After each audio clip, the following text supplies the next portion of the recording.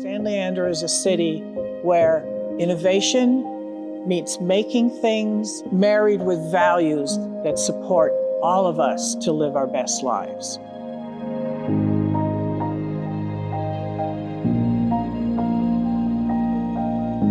I moved to San Leandro in the early 90s from Oakland and came here not really knowing the city's history.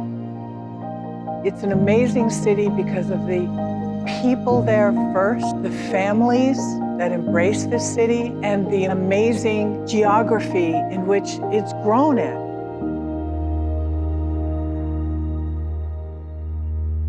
I was appointed in 1998 because there was a vacancy on the city council, and then my first election was in 2000, and my second election was in 2004.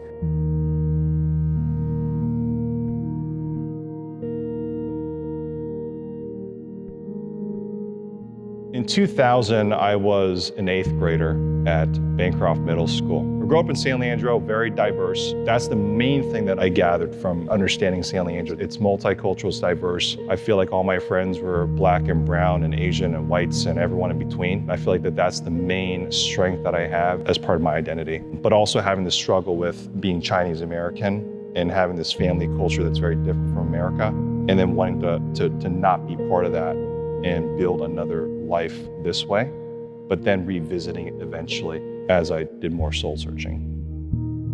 We had a great general plan consultant, Barry Miller, who's very well known. They included the entire community to build that general plan. The city of San Leandro is situated between those communities. And so if you think of the East 14th corridor, that is an area that the city has over the last 20 years fully planned out for higher density, for commercial, and for retail and for housing.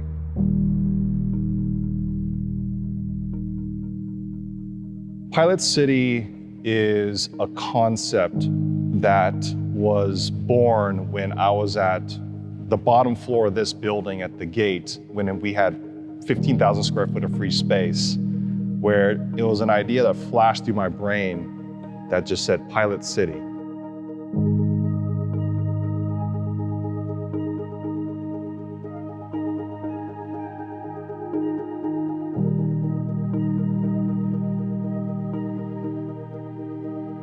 Vibe of it all was essentially like hustle, hustle, hustle. Like, let's start getting people aware of the scenario.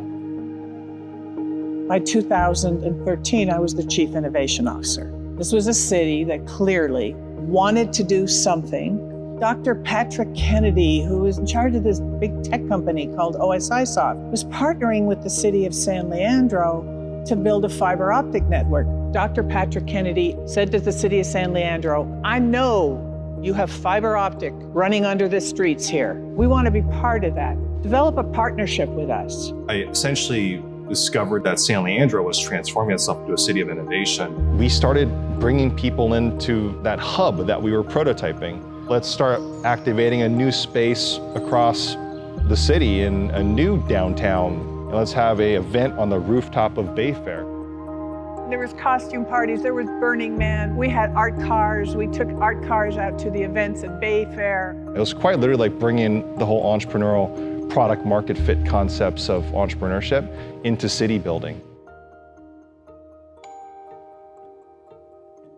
San Leandro used to be called Clan Leandro because it was known to be home for a number of Ku Klux Klan members, KKK.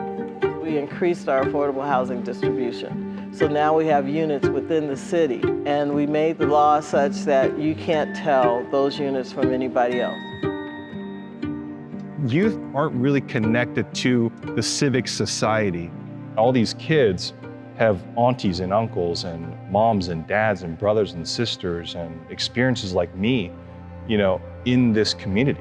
When it comes to failures and challenges, my own individual ignorance of understanding how life works as a young 20-year-old. When you were talking about young people not being aware, that was also the development of the Social Justice Academy at San Leandro High. So I welcome the Social Justice Academy.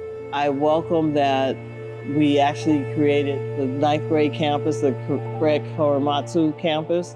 that's now blended.